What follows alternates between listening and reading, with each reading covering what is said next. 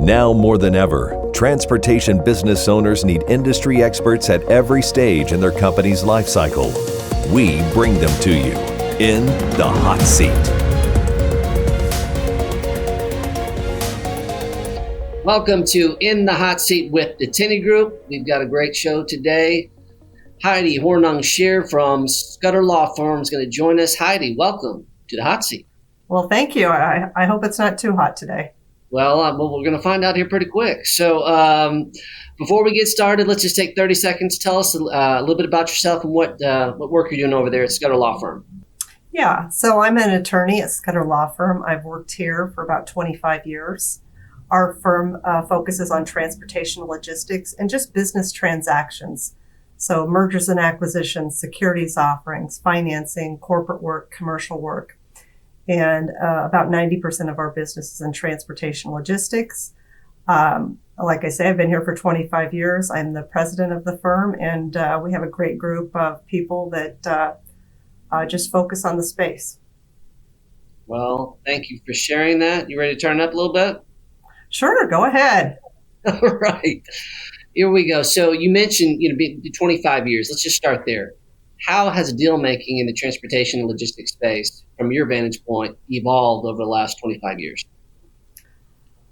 Oh, I think there has been, as I look at it, maybe three significant changes. I think the size of deals has gone up. So early in my career, as I think back, there were some really large deals: Swift, MS Carriers, Heartland Munson, Central Freight, Viking. But there was also a lot of smaller deals. For instance, Smithway deals, Roadlink deals, Covenant, Knight, US Express. They were doing small deals and investments. Today, those small deals are getting done, but you see a greater prevalence of the large deals. If you think about Knight Swift, Covenant Land Air, US Express Arnold, XPO Transforce, Heartland Gordon, TFI UPS Freight. There's a lot of significant deals in the space.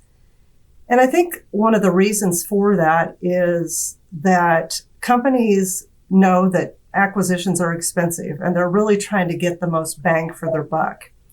So it's really hard to sell an over-the-road trucking company that's operating in the mid to high 90s and with 150% driver turnover.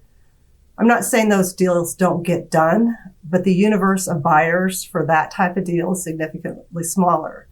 So companies are trying to use their resources and their management's time wisely. I also think the deal size has grown because at the beginning of my career, there was very little PE firm interest in the space. And I think that has grown. And generally, PE firms are interested in the larger size deals. There are some PE firms or family offices that are much like PE firms that go into smaller deals. But generally, PE firms are interested in the larger deals. I also think that M&A transactions have become more efficient. So tax planning has always been an important part of M&A, but I have seen that buyers are being more proactive in trying to propose tax structures that help the sellers. There is a mutual objective to have the most tax efficient structure. And so I think that's more of a collaborative process than I saw at the beginning of my career. I also think that the deal structure has become more efficient because buyers and sellers are looking to kind of experienced, trusted advisors in their bankers, their attorneys, their accountants that really understand the space and also understand how to get M&A deals done. So I think that is leading to efficiency. So I think there's some common themes throughout the last 25 years, but I think those things are some things I've seen change over the period of my work here at Scudder Law Firm. Interesting stuff, Heidi. So, most recently I quoted you in our M&A report. I don't even know if you know that. I did quote you in our M&A report and our look back, and we talked about trends. So, what are the trends that you're seeing as we move into 2021 in the M&A landscape? Yeah. Actually, there's quite a bit of deal activity. While things kind of dipped early in 2020 for obvious reasons, really M&A picked back up quite quickly. And I think we've seen a number of deals in the space we had a number of deals that closed over the summer and, still closing today, transactions that we've worked on. I think looking forward, there may be some short-term desire to really push deals with the tax reform. Also, I think the pandemic has ramped up demand for kind of last mile business with all of the e-commerce and online purchasing we've seen. And then I think what I anticipate, given the driver market and the insurance market is worse than I've ever seen in the industry, I really think that those areas could have an impact on kind of how deals get done and the diligencing of deals. Interesting. Thank you for sharing that. A little sidestep here. Now, unfortunately, you have the obligation to collaborate with one of my associates, Eric Lamar, on the ATA's M&A task force, and we appreciate your service. Tell us about what's happening with that group and through that leadership, through ATA, in the benefits that that's bringing to the industry around awareness and education of mergers and acquisitions. Yeah, I have enjoyed working with Eric. He does serve as chairman of the task force, and I'm vice chair. And it really, what we're trying to do is get some educational materials out so people in the industry have those. So for instance, we have developed template documents like a non-disclosure agreement, a letter of intent, checklist, guidelines, diligence review items that can be used by people in the industry to kind of prepare themselves. I think if you're on the sell side, you need to get your documentation in order, your advisors lined up, and we have some resources through the ATA NAFC task force that would allow you to do that. So I think the various form documents, we've also had some webinars. There's some white papers on events, on recent events. And so I think that people should reach out and make use of that resource that's available to them. Excellent. What a great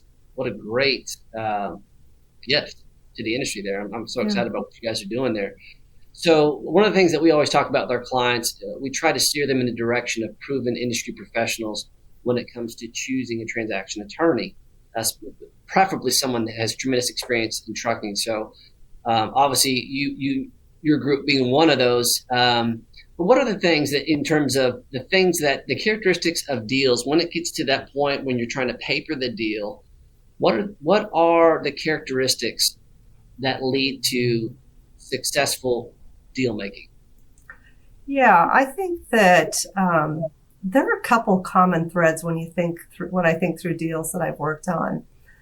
I think there has to be a high level of trust with the business principles. And while the industry is very fragmented, it's actually very close-knit, and there's lots of, interactions between these business principles. So I think there has to be a good level of trust between the business principles. I think it's extremely helpful to have experienced advisors, both in your investment bankers, your attorneys, and your accountants.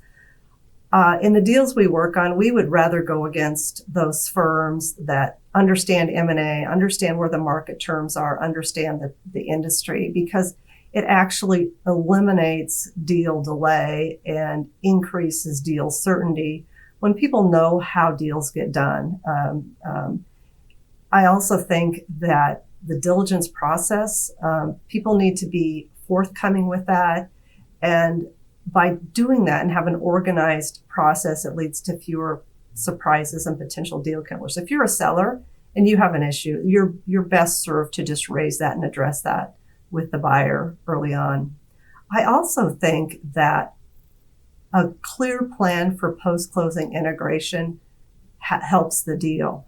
So for instance, we've seen a number of deals in the space where the buyer has left the seller to continue to run the business and run it as that. If you think of Knight Bar None, Heartland, Millis, Covenant, Landair, all of those companies continue to operate under those names, and there was a very clear post-closing plan. Now, the buyers always can bring their, size and scale efficiencies to them, but we've seen a lot where there's an integration plan, both the buyer and seller quickly got around it, and that helped with deal certainty. Very good insights. So we'll wrap it up with a little bit of a wild card here, Heidi. So 25 years in M&A. Look back at young Heidi 25 years ago. Had you not gone into M&A, what would have been the professional path for Heidi if circumstances had changed 25 years ago? Well, I was going to be a litigator. I liked public speaking. I happened to get a clerkship here and interviewed with Earl Scudder and just hit it off. My very first project was the initial public offering for Covenant Transport, and it's business transactions in this practice is very rewarding.